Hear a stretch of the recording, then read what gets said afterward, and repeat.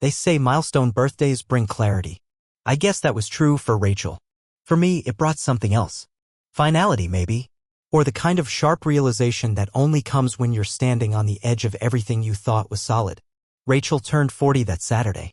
We threw the party at the edge of the coastal bluff just past our kayaking center in Cannon Beach. Oregon's wind was sharp that time of year, but I'd planned for it: big canvas tents, heat lamps, string lights wrapped through driftwood arches. The crowd was a mix of family, old Coast Guard buddies of mine, her yoga friends, and neighbors we only saw on weekends but still invited because it was expected. I worked for 3 weeks to set that up. It had to be perfect. Not because I wanted to impress Rachel, those days had passed. It was more about setting a stage. Like a director finishing up the final act before letting the curtain fall. Rachel looked stunning, I'll give her that. She wore this green wrap dress that fluttered behind her like sea kelp when the wind kicked up. Her hair had been done that morning, soft waves, just enough makeup to look effortless. That had always been her gift, really. Looking natural in a way that was so clearly calculated. You don't notice it at first. It sneaks up on you like fog. I remember watching her from the other side of the tent. She was holding court with a glass of rose in hand, smiling that particular smile she used when she wanted to be seen as the life of the party, eyes slightly narrowed, head tilted, just enough warmth to look genuine. For a long time, I bought that look. I spent years convincing myself that smile meant she was still happy, still in love with me. That was the illusion. The trick. It's strange how long you can live beside someone without really seeing them. I let her enjoy most of the evening. There was a catered dinner, some music, even a slideshow of family photos her sister had thrown together. People laughed. Toasts were made. I made mine too, short, a little stiff, and definitely not as emotional as folks expected. I said the right words, smiled at the right moments, and watched her the whole time. There was a tremor in her expression when I mentioned the word loyalty. Subtle, but there. That flicker of something beneath the mask.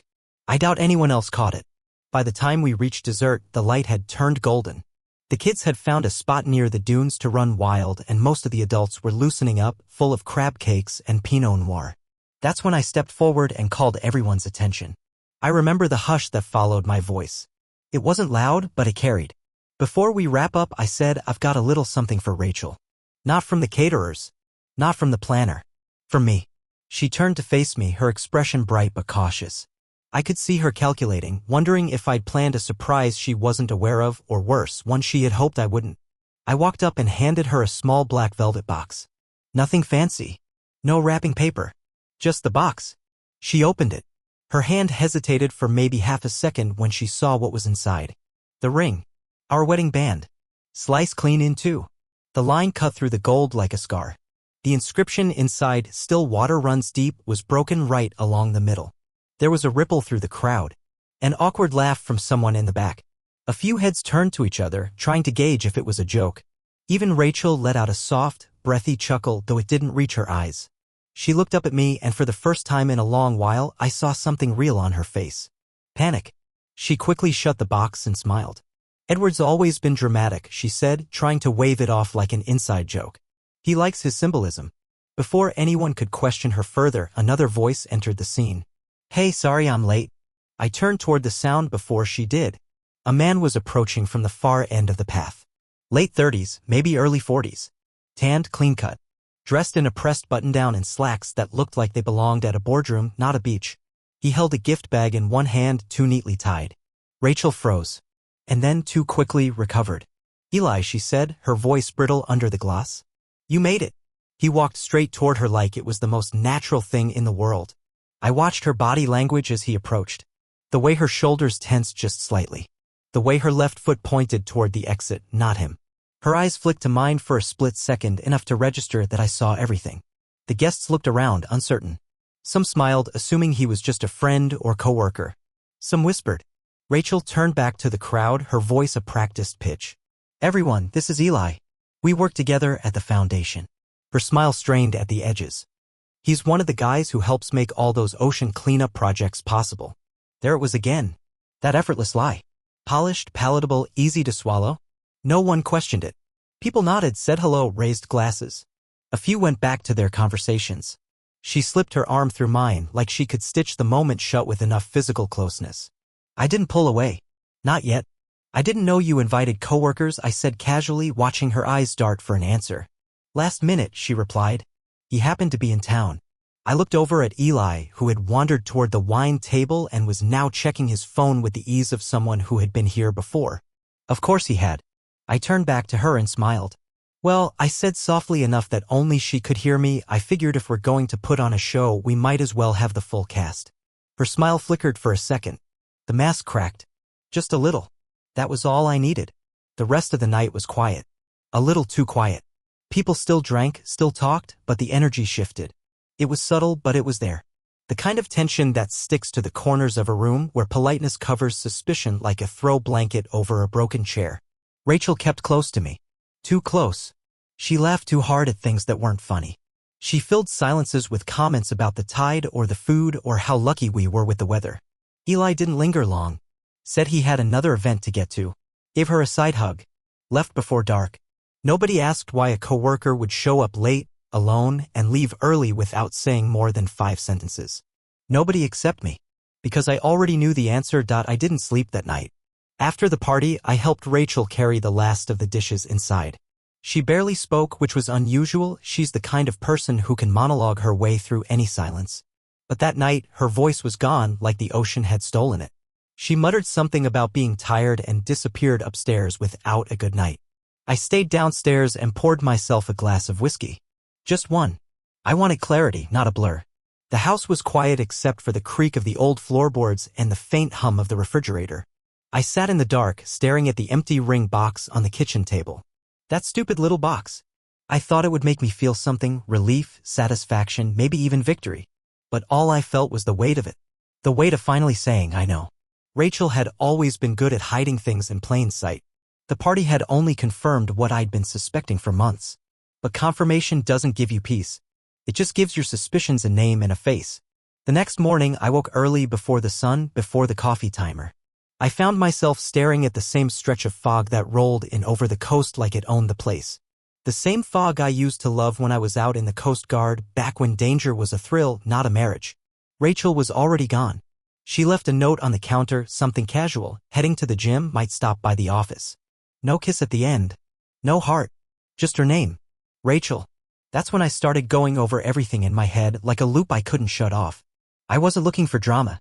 I wasn't even looking for confirmation anymore. I was looking for the pattern. And once I started, I couldn't stop. It began with the seminars. Around 6 months ago, Rachel had started going to these weekend-long professional development retreats. They always seemed to fall on dates that didn't line up with anything her nonprofit was doing. I looked back through the calendar I kept on the fridge and noted the names she'd written: Water Restoration Conference, Green Initiatives Summit, Eco Policy Retreat. They sounded legitimate. I even remember encouraging her once, told her I was proud she was so committed to her work. But then there was that one time she claimed she'd be in Eugene for a training, and I happened to check the location on Find My iPhone. She was in Salem. I asked her about it, and she said the conference was canceled last minute and the team relocated. I wanted to believe her. Now I knew better. Then there were the phone calls. I'd walk into a room and she'd be mid-sentence, low, intense voice, and she'd quickly press the lock button. Just work stuff, she'd say, always with a tired smile. Nothing important. She said that so often it became a catchphrase. And those charges on our joint account. A place called Endora Bistro, upscale, candlelit, with a seasonal menu and a reputation for being nearly impossible to get into without a reservation. I'd never been there. She told me it was for a team dinner. There were flowers once too. Delivered to the house, no card. I asked who they were from. She smiled and said, a donor. You know how weirdly generous they can be. Then she threw them out 2 days later without another word. I didn't want to be the guy who snooped through his wife's purse. I didn't want to be the guy who made spreadsheets of his wife's calendar. But I became that guy. And I remembered something else. A moment that had seemed small but now pulsed in my memory like a flare. About 2 months ago, I went to make payroll for the kayaking center. My business account had a temporary freeze. No warning. Just a freeze.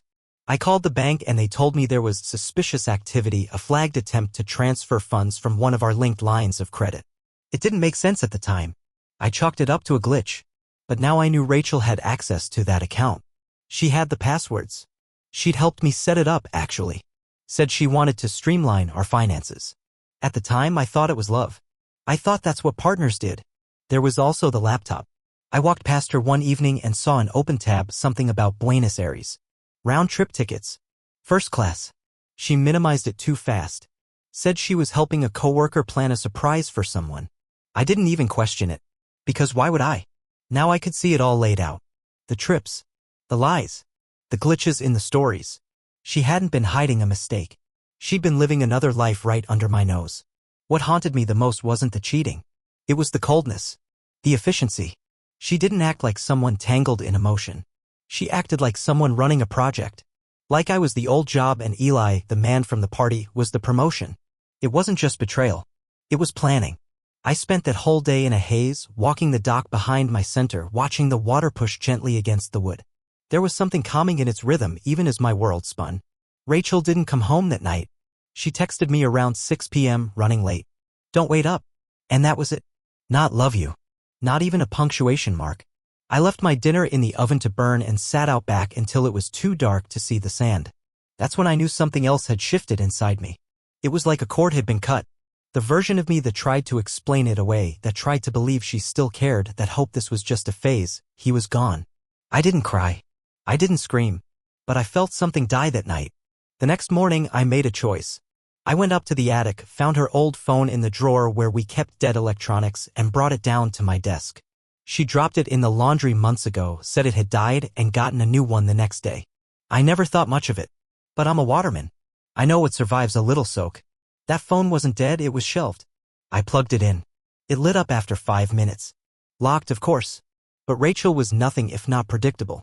She always used the same password, the date of her first kayaking lesson. With me. I tried it. It opened. What I found confirmed everything. Photos. Dozens. Her and Eli at what looked like a lodge, Silverwood Lodge in Astoria, based on the sign in the background of 1SH*T. Her sitting on his lap, him kissing her neck, both of them wrapped in robes. Videos, too. One of her talking to the camera, maybe for him, maybe for herself. She was laughing, saying he still thinks I'm in Corvallis. Per guy wouldn't know a scam if it drowned him. And the worst part, *TS of transfers. Her logging into an account linked to my business. Loan papers with my name on them. Money wired out. Not to her. To a company I didn't recognize. Something with Eli's initials. This wasn't just an affair. This was theft. Fraud. A blueprint for erasing me. And as I sat there watching her laugh on that screen, I realized. She didn't just want to leave. She wanted to take everything with her. I always thought the worst part of betrayal would be the moment you find out. The initial gut punch. The confirmation that you're not crazy after all, that the things you feared were real, and that someone you loved deliberately hurt you. But no, that's not the worst part. The worst part is what comes next. It's the quiet. The cold, methodical detachment that takes over when anger isn't enough and grief doesn't help. It's the way your body moves through each hour like it's wearing someone else's clothes, heavy, uncomfortable, unfamiliar. I wasn't broken. Not yet. But I was unraveling and Rachel had no idea. After recovering the photos, videos, and financial data from her old phone, I sat there for almost an hour just staring at the screen. At first, I didn't even process the images. My brain refused. But eventually, I started to go frame by frame, scrolling through everything she'd archived. Silverwood Lodge in Astoria. Multiple stays? Same suite number. Same man. In one photo, they're lounging on a balcony, wine glasses in hand. In another, she's holding a handwritten card to my future. The name signed at the bottom wasn't legible, but the handwriting was unfamiliar and definitely not mine. There was one video I had to replay twice. Rachel was lying on the bed, talking into the camera with that airy, condescending voice she used when she thought no one was listening. Edward has no idea, she said, letting out a dry laugh. The guy still organizes his receipts in a shoebox. He thinks joint accounts are romantic. God, it's pathetic. I couldn't breathe for a moment. Then I felt my chest seize with something deeper than anger, humiliation. It was like I'd been holding my own leash this whole time and didn't know it. But the worst was the spreadsheet. Yes, she had a spreadsheet. It was stored under a disguised folder titled Quarterly Review. When I opened it, it was a list of transfers, account activity, aliases, routing numbers, dates. Nearly $300,000 had moved from my kayaking business account and a supposedly dormant investment line we'd opened years ago. All of it filtered through a shell LLC named Coastal Interface, a company registered under Eli's full name, Elijah C. Darnell. There was even a note at the top of the file, safe until May 10th, move balance before final trip. May 10th. I checked the calendar. That was 12 days from now. I was going to be erased by the time summer started. She hadn't just been sleeping with another man. She hadn't just lied to me about where she was. She'd built an escape plan funded by my life's work. She was going to leave with him and take everything. And for the first time, I began to wonder if it stopped at theft. Because I remembered something else. Something I'd brushed off at the time. A strange suggestion she'd made a few weeks ago that we take a deepwater getaway to the San Juan Islands. She said it would be just the two of us kayaking from cove to cove. Off the grid, she'd said, smiling too brightly. Disconnect for a while. Now that phrase chilled me. Disconnect. I printed the records. Every single one. The images, the videos, the banking info, all of it went into a flash drive I labeled Sundown. I kept that drive on me at all times, like a life jacket I might need to grab at any second. Then I made 2 calls. The first was to a man named Evan Graham, a financial crimes attorney in Portland who I'd met years ago through a mutual friend. He was one of those guys who always wore tailored suits even on weekends, but he'd helped a few vets untangle some nasty legal traps before, so I trusted him. The second call was to a private investigator. Not some trench coat fantasy, just a guy named Marco Ruiz, recommended by a Coast Guard buddy. Former state trooper, now licensed PI. Quiet, sharp, and very, very good at keeping things off the radar. I didn't tell Rachel anything. She still thought she was in control, still thought I was wandering around wondering what perfume to buy for our anniversary. That was fine. Let her believe it. Marco started digging right away. Within 3 days, he'd uncovered more than I could have in a month.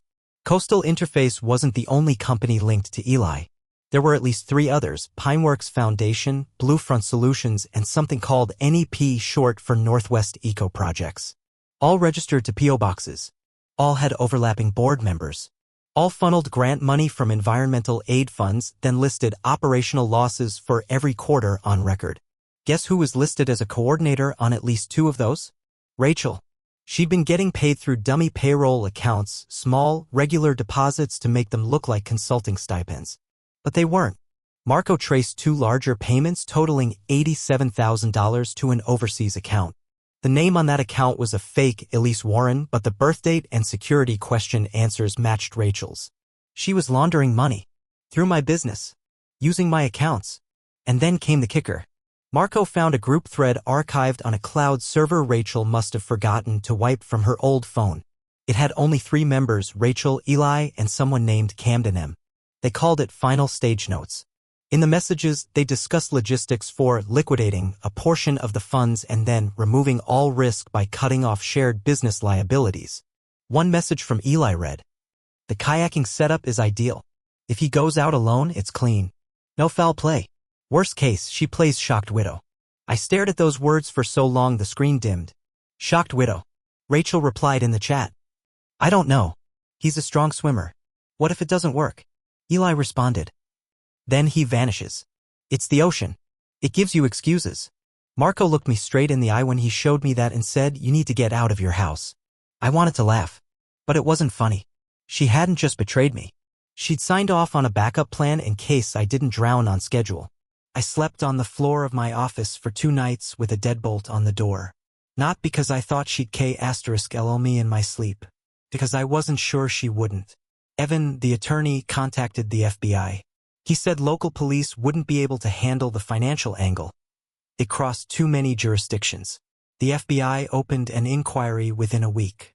Turns out, they'd already had a dormant file on NEP and Bluefront from another fraud case 2 years back. This opened it wide. Rachel still didn't know. She came home each night with fake smiles and longer explanations. Said she was stressed from work. Said she needed more yoga time. Said she wanted to plan a second honeymoon. The lies were effortless. At some point, I stopped listening. I just watched. Because when someone builds a perfect illusion, all it takes is one crack. And it all starts to collapse. Once the FBI was involved, everything changed. Up until then, I'd been living in a personal hell. Trying to keep my voice even while my wife texted someone about my insurance value from across the dinner table. But the minute I handed over the flash drive labeled Sundown and Marco's compiled evidence to Agent Lauren Finch, it stopped being just about betrayal. It became a case file. A web. A net with names I'd never heard of and others I couldn't believe I was saying out loud. Finch was no nonsense. Late 40s, gray streak in her black ponytail, eyes sharp enough to cut steel. She barely flinched at the contents on the drive.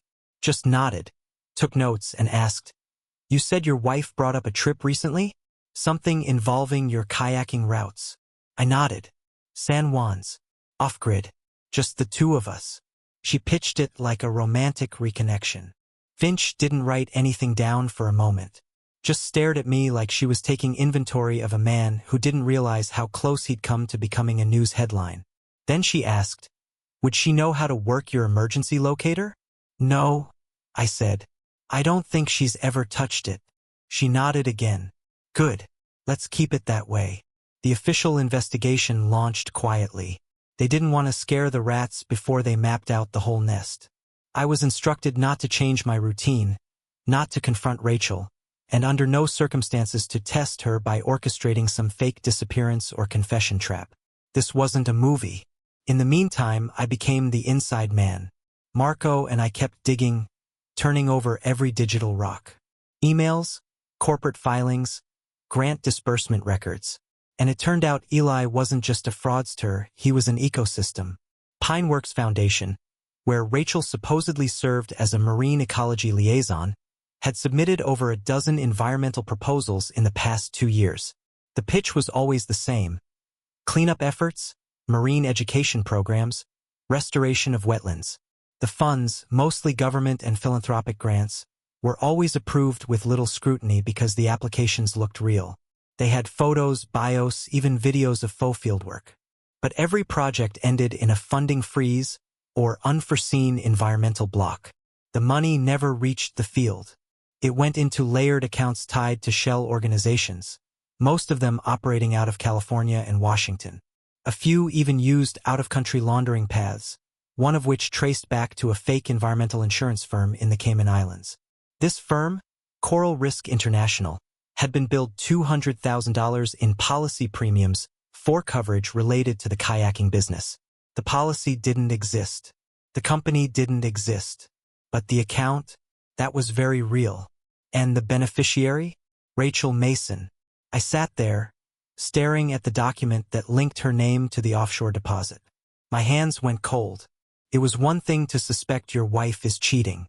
Another to realize she scammed half the West Coast with your business as a front. The FBI confirmed what we had suspected. Rachel was knee-deep in organized grant fraud, and she wasn't a passive participant. She was listed as a program coordinator, fiscal agent, and emergency contact across multiple dummy nonprofits.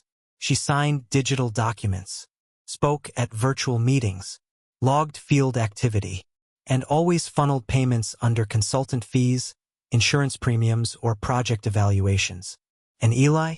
He was the puppet master. Every scheme linked back to one of his aliases: Elijah C. Darnell, Eli Carlton, EC Marine Holdings. It was like peeling an onion soaked in gasoline. The deeper you got, the more volatile it became. Then came the real gut punch. Camden M. The third person in the final stage group chat, he wasn't just a nobody. He was a real estate attorney based out of San Diego, licensed to handle environmental zoning and property transfers. He'd been flagged once before in a coastal rezoning scandal but got off with a suspension. The FBI suspected he'd been laundering assets through land trusts purchased with grant money. And Rachel had power of attorney for one of those trusts. Signed 6 months ago. The trap was so layered, so deliberate, it made me sick.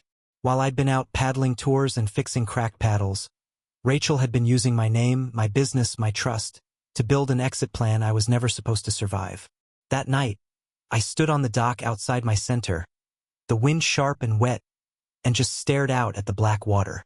I'd given my life to the sea, first in the Coast Guard, then building this little business from nothing.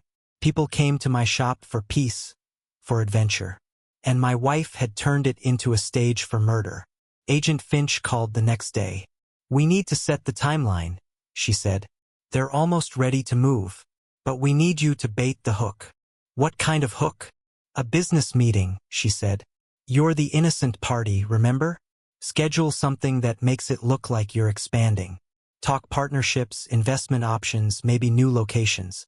Say you want Rachel's signature on some of the new contracts." I hesitated. "You want me to sit across from her?" Pretend like everything's normal. You've been doing that for weeks, Finch replied. One more day won't *LLU. It'll save you. The idea was to schedule the meeting for the following Friday. At the center, with Rachel as the co-signer on a new partnership expansion. The agents would be positioned discreetly. She'd show up thinking she was signing documents to finalize the laundering route, or maybe to cover one final transfer. Instead, she'd be walked into a sting. I made the call that evening. "Hey," I said, trying to make my voice casual. "Got a call from a guy who wants to invest in the center. Thinks we could franchise to other coastal towns. I'd like you to be there when I sign the first round of documents." She paused on the line. "Wow, that's sudden." I laughed. "You're the one who said we needed to expand. Might as well strike while the iron's hot." She hesitated again. "Yeah, okay. What time?" 10 a.m. Friday. At the center. "Got it," she said. "I'll be there." She had no idea that the ring she'd received at her birthday party, cut clean in half, was just the first act. The real show was about to start. Friday morning felt colder than usual. There wasn't a cloud in the sky, but the wind off the ocean bit through my coat and straight into my bones. I arrived at the kayaking center before 7, long before Rachel was scheduled to show up. The FBI had already been there, setting up quietly. No flashing badges or marked cars. Just unassuming agents dressed like realtors or tourists. Agent Finch gave me a nod as I walked past the equipment shed. "We'll be in position," she said. "She's not under arrest yet. Today is about catching her with documentation in hand. Don't improvise. Don't push. Let her talk." "Understood," I said, though my chest felt like it was being crushed under the weight of it all. The last time Rachel and I had sat down at this same center to talk business, we were planning a summer paddleboard series for kids. That had been 3 years ago. Now we were here again, but she thought she was finalizing our exit. I was finalizing hers. By 9:30, everyone was in place. The false investor was actually an undercover agent, Mr. Lennox, dressed in a tailored blazer and carrying a briefcase full of prepped dummy contracts. Rachel wouldn't know they were fakes. They'd been printed with the same letterhead as my real contracts, complete with tax ID numbers and projected revenues. I signed my part.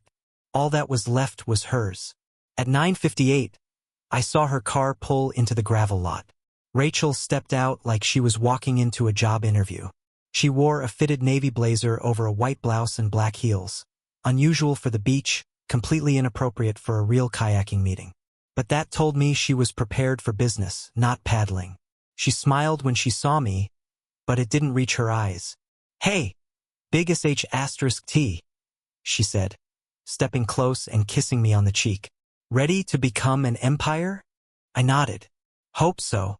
We walked inside together, and I guided her to the back office where Lennox was already seated, smiling politely as he stood to shake her hand.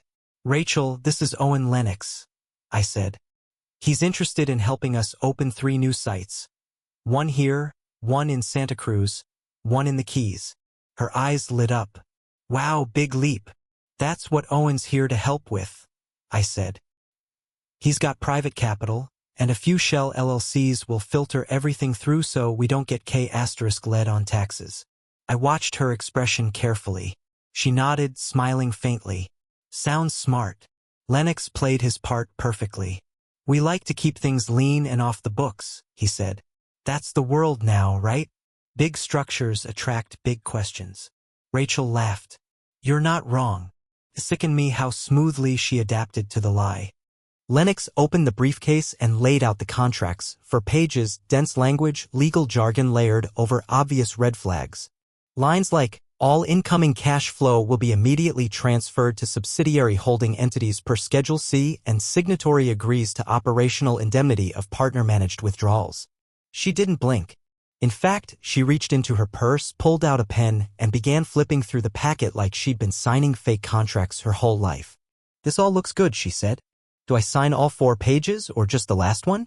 "Just the last one," Lennox said, his tone light. She signed. Pen strokes clean, deliberate. No hesitation. She'd done this before. The moment the pen lifted, Finch walked in with 2 agents, calm but firm. Rachel Mason? She asked, holding up her badge. Federal Bureau of Investigation. We need you to step outside. Rachel looked up startled, her hands still resting on the page she just signed. What is this? She asked, glancing from me to Lennox to Finch. You're not under arrest, Finch said. But you are being detained for questioning under federal suspicion of grant fraud, financial laundering, and interstate wire manipulation. Please come with us. Rachel's mouth opened, then closed again. Her eyes flicked to me, searching, calculating. Edward, she said. What is this? Some kind of joke. I said nothing. Finch stepped forward. Ma'am, please hand over your phone and purse. Rachel turned pale but didn't resist. She handed them over, slowly, eyes still locked on me. Then she noticed who else had entered the room. My brother Nathan, her mother Diane, and our accountant Paul, 3 people I'd kept in the dark for years, now standing just behind the agents. Each of them had once trusted her. Each had now seen her sign a fraudulent deal in real time. Her mother was the first to speak. Rachel, she said, voice trembling. What have you done? Rachel looked like she might collapse. She glanced down at the paper, then at Lennox, then finally at me. You set me up, she said. Not a question. A fact. I didn't respond. Just reached into my back pocket and placed something on the table in front of her. It was the split ring. The same one from her birthday. Still cut in half. She stared at it for a long time. Her shoulders slumped. Finch and the agents let her out, hands loose but guarded. She didn't resist. Didn't scream. Just walked out of my center like a shadow that had finally accepted the sunrise. The building was silent once the door closed. Lennox packed up the contracts without a word. Paul rubbed his temples. My brother stood near the wall, jaw clenched, shaking his head. Her mother stayed. Diane stepped closer to the table, looked down at the ring, then at me. She's not the girl I raised, she said. I know, I said. And I believed her. Outside, the agents were placing Rachel in an unmarked SUV. Her hands weren't cuffed, but she looked shackled by something far worse, exposure. For the first time since this whole nightmare began, she wasn't in control. I stepped out onto the porch and watched as they drove her away. The sky was still bright. The wind still sharp. But everything had changed. Inside, Rachel's phone buzzed in the evidence bag. The lock screen flashed one final message from Eli. Stage delayed. Move plan to next cycle. You okay? She never got the chance to reply.